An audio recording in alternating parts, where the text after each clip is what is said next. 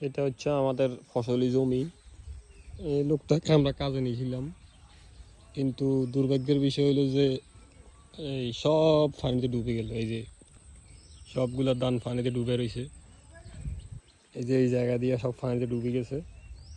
আমরা কিছুই করতে পারতেছি না, খুবই খারাপ লাগতেছে। কারণ বৃষ্টি এমন একটা সময় আসছে, আমাদের সব ধান পানিতে। এখন এগুলা অনেক কষ্ট করে উপরে উঠেছি, এগুলাই ধানগুলা, এগুলো শুধু আমরা পানি থেকে বাঁচায় রাখতে পারছি, বাকিগুলো বাড়িতে নিয়ে গেছি। আর এগুলো আছে, এখন এগুলা নিয়ে একটা বিপদে পড়ছি। সবগুলা ধান এভাবে পানিতে ভিজে গেছে।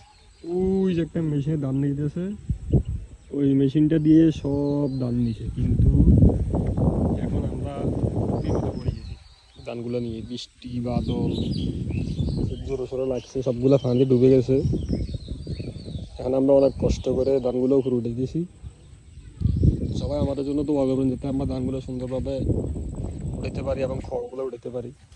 সবাই আমাদের জন্য দোয়া করবেন।